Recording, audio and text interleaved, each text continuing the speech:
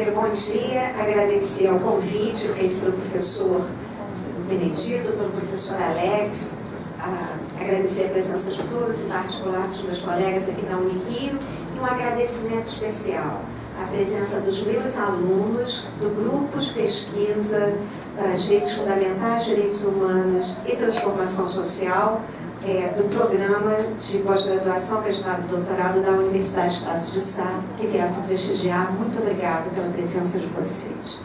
Bom, vou sentar. Até para ficar mais fácil, não, acho melhor coordenar aqui. Deixa eu explicar para vocês. Eu acabei de defender, de apresentar o meu relatório de pós-doutorado, e o meu tema foi exatamente uma outra leitura dos direitos humanos sobre um outro prisma ético.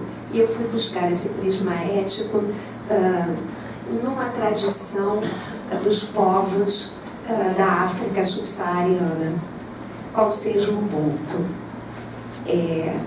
que tive contato por ocasião do falecimento do Nelson Mandela no discurso do presidente Barack Obama. Então ele se reportou a um ponto, eu me interessei, comecei a pesquisar e estou realmente muito apaixonada pelo tema. E me parece, e é verdade, professor Alex, em relação à questão do terrorismo, nós temos muito mais perguntas do que respostas. Então, eu me propus a ensaiar uma possibilidade de resposta. E me parece que essa resposta é política, mas antes de tudo, ela é ética. Então, eu me dispus a fazer essa apresentação para os senhores. A questão do terrorismo, né? Eu coloquei um texto mais como orientação e até, me desculpe por uma questão didática, para disponibilizar depois para os alunos, caso eles queiram. Tá? Então, há uma possibilidade de fixar. Não há, tá? Porque, na verdade, a gente pensa que terrorismo começou depois das Torres Gêmeas. Não é verdade. Nós que, digamos assim, temos um pouquinho mais de estrada, nós lembramos dos grupos terroristas da Irlanda, na própria Alemanha, né? Que fazem parte das memórias da nossa juventude. Mas o terrorismo, ele se perde na história. Ele se perde na história. Tá? De qualquer sorte, o aspecto mais negativo da ação terrorista de um indivíduo, ou do próprio Estado, e aí é fundamental que a gente situe a ação terrorista tanto no nível privado, individual, quanto também no próprio Estado enquanto tal.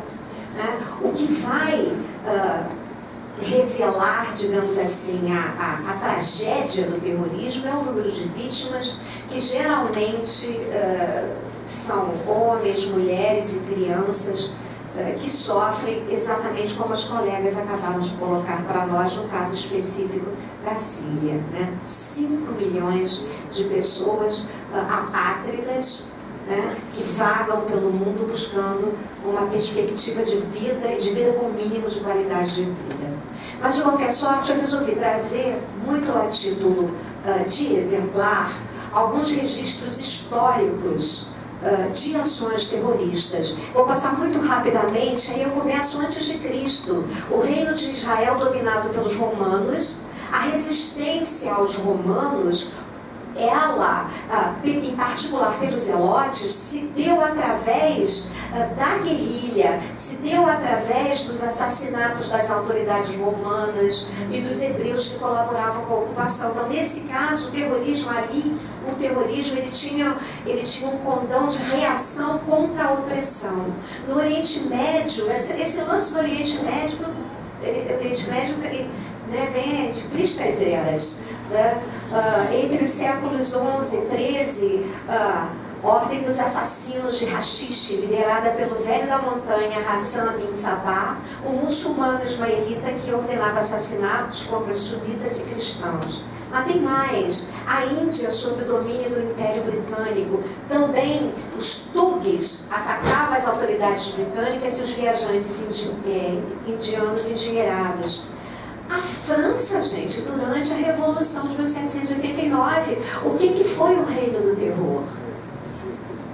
Né? Tem mais. mais. Na autocracia russa, a partir da década de 1860 até 1905, os Narodniks, movimento populista que cometeu atentados e execuções visando atingir as autoridades do czarado, com o assassinato do czar Alexandre II em 1081, com o objetivo de provocar a Revolução Social. E no sul dos Estados Unidos, gente, o que é a Ku Klux Klan? Se não um grupo terrorista. Portanto, essa questão do terrorismo é muito mais ampla do que a gente possa imaginar, e tem razão o professor Alex quando diz que não há como precisar o significado do que seja o terrorismo, mas sim as indicações e as implicações, e tentar trabalhar no nível das causas e das consequências. E aí, já no nível já do século XX, gente, o que foi a Alemanha nazista? O que foi o terror pardo, né, dos militantes da SA nazista em relação aos comunistas, aos judeus, aos ciganos e aos homossexuais? Porque a gente se lembra do Holocausto, do massacre, do genocídio dos judeus, mas a gente esquece que junto com os judeus foram assassinados os ciganos, os comunistas e os homossexuais durante a Alemanha de Hitler. A Irlanda do Norte, Espanha, a questão da organização do IRA, né? E o grupo Pátria Basca e Liberdade, o grupo Basco ETA, que eles já são bem mais contemporâneos de nós aqui, né?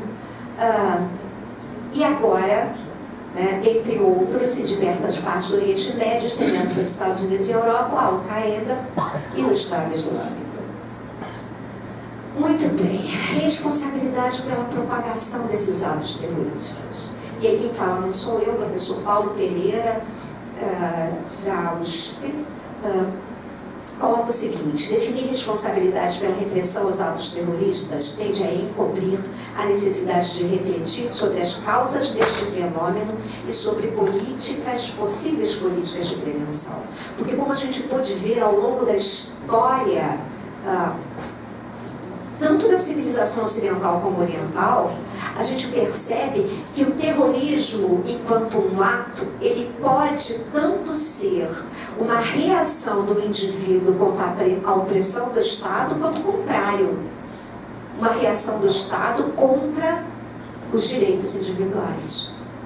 Então, nós temos que trabalhar no nível específico das causas para que a gente possa entender e prever, né, ou pensar em relação a como tratar esse caso em específico, dependendo da sua origem. Então, como enfrentar o problema? É fundamental compreender as causas locais e as dinâmicas estruturais e históricas para a ocorrência desses fatos. O ciclo de violência que o terrorismo promove, aprofunda, e esse é o grande problema. Porque o terrorismo, ele não é propositivo, ele é desagregador. Essa é a questão de fundo.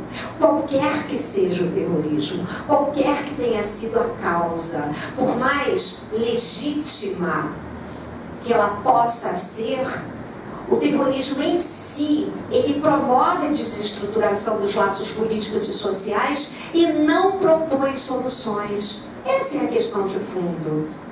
E aí eu trouxe mais um grupo, esse alemão, o Baader-Meinhof, lá da Alemanha. Existe uma saída? Senhores, o terrorismo é um tipo específico de violência. E aí, falando lato sensu, tá? O terrorismo é sinônimo de violência. Então, eu acho que esse em termos de um mínimo que se possa conceituar, que se possa ter noção do que vem a ser o terrorismo é violência. Mas outras tantas violências fazem parte do nosso dia a dia, seja nas grandes cidades ou não. Toda essa violência afronta diretamente o conjunto de direitos que conquistamos ao longo da história, através das sucessivas lutas e da resistência do povo, dos homens, das mulheres contra a opressão. Daí a saída a mim, e aí é uma visão muito minha, a mim me parece que a saída é o resgate, mas um resgate inclusivo dos direitos humanos. Não consigo vislumbrar outra saída que não essa. E como? Bom, a partir de uma outra leitura desse corpus dos direitos humanos, desse corpus oficial dos direitos humanos.